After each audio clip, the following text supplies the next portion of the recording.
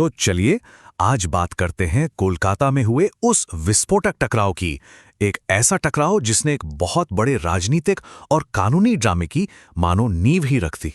और असल सवाल यही तो है ना, कि आखिर होता क्या है जब एक फेडरल एजेंसी मतलब केंद्र की जांच एजेंसी एक राज्य के मुख्यमंत्री से सीधे सीधे टकरा जाती है। देखिए, ये मामला सिर्फ एक जांच का नहीं है, ये तो केंद्र और राज्य के बीच अधिकारों की वो सदियों पुरानी खींचतान है जो इस बार एक बिल्कुल नए और ज्यादा संगीन मोड़ पर आ खड़ी हुई है। तो कहानी की शुरुआत होती है एक बहुत ही कह सकते हैं सनसनीखेज आरोप से। ये बयान किसी और का नहीं बल्कि देश की top financial investigation agency enforcement directorate यानी ईडी का है। और बस इसी एक बयान ने पूरे मामले में जैसे आग में घी का काम किया। तो चलिए सबसे पहले इसे तोड़कर समझते हैं, आखिर उस दिन हुआ क्या था। वो कौन सी एक घटना थी जिसने इतना बड़ा बखेड़ा खड़ा कर दिया। तो इस पूरी कहानी में जो पहला और सबसे अहम किरदार है वो है ईडी। अब ईडी है क्या? ये देश की एक फेडरल एजेंसी है जिसका काम है आर्थिक अपराधों पर लगाम लगाना, खास तौर पर मनी लॉन्ड्रिंग जैसे मामलों पर। और फिर आता है दूसरा अहम किरदार आईपैक। ये एक पॉलिटिकल कंसल्टेंसी फर्म है, मतलब जो पार्टियों के लिए चुनावी रणनीति बनाती है। और यहाँ एक दिलचस्प बात यह है कि आईपैक सिर्फ तृणमूल कांग्रेस के लिए ही काम नहीं करती। इन्होंने बीजेपी, कांग्रेस और भी कई पार्टियों के साथ काम किया है। तो सवाल ये उठता है कि ईडी आखिर आईपैक के दरवाजे पर पहुंची ही क्यों? एजेंसी का कहना है कि ये छापा किसी नए मामले को लेकर नहीं था, बल्कि इसकी जड़ें एक पुराने कोयला घोटाले से जुड़ी हैं। ईडी का आरोप यह है कि इस कैंप से जो करोड़ों का काला धन आया उसे मनी लॉन्ड्रिंग के जरिए, मतलब घुमा फिराकर आईपैक तक पहुंचाया गया था।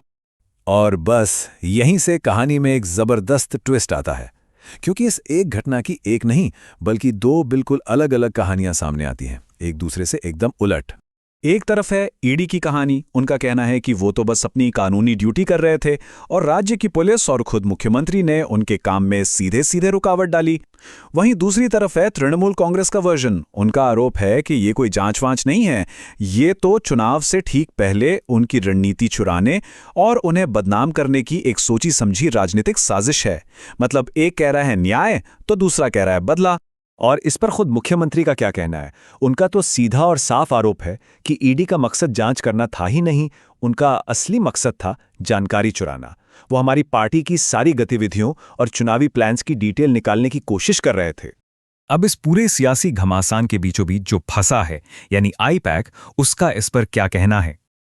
आईपैक जो इस पूरे तूफान के सेंटर में है, उसने एक बहुत ही नपा तुला और प्रोफेशनल बयान जारी किया। उन्होंने इसे एक मुश्किल और दुर्भाग्यपूर्ण दिन बताया, जांच में पूरे सहयोग का भरोसा भी दिया और हाँ, साथ ही बड़ी स्मार्टली ये भी याद दिला दिया कि वो कोई एक पार्टी की कंपनी नहीं है। उन्होंने तो बीजेपी और कांग्रेस जैसी पार्टियों के साथ भी काम किया है।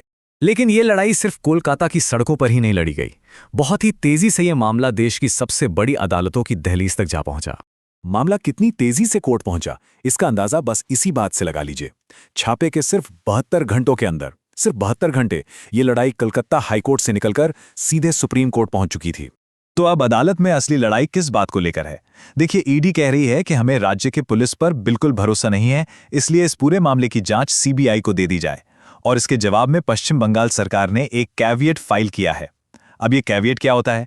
इसका सीधा सा मतलब है कि अदालत से ये कहना कि हमारे खिलाफ कोई भी ऑर्डर पास करने से पहले एक बार हमारी बात जरूर सुन लेना। लेकिन ये लड़ाई सिर्फ कानूनी दांव-पेच की नहीं है। इसके पीछे जो असली खेल है वो तो राजनीति का है, और क्योंकि माहौल चुनावी है तो इसके मायने और भी ज्यादा गहरे हो जाते हैं।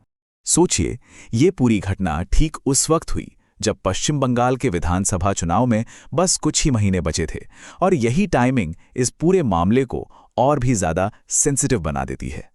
और यहीं पर इस मामले का असली राजनीतिक चेहरा सामने आता है। अब ये लड़ाई सबूतों या कानून की नहीं रही, ये लड़ाई बन चुकी है नैरेटिव की, यानी कौन कैसी कहानी गढ़ता है। केंद्र की कहानी यह है कि राज्य सरकार कानून को ठेंगा दिखा रही है, और राज्य सरकार की कहानी यह है कि केंद्र की सरकार लोकतंत्र पे हमला कर रही है। दोनों ही पक्ष अपने अपने वोटरों को एक साफ संदेश देने की कोशिश कर रहे हैं। तो आखिर में ये पूरी घटना हमें कुछ बहुत ही बड़े और बुनियादी सवालों के सामने लाकर खड़ा कर देती है। और वो सवाल ये है कि एक जायज कानूनी जांच और एक राजनीतिक हथियार, इन दोनों के बीच की वो बारीक सी लाइन आखिर कहाँ है? कहाँ एक जांच खत्म होती है और राजनीति शुरू हो जाती है? इस सवाल का जवाब कौन देगा और कैसे मिलेगा, ये सिर्फ पश्चिम बंगाल के लिए नहीं, बल्कि हमारे पूरे लोकतंत्र के भविष्य के लिए बहुत ज्यादा मायने रखता है।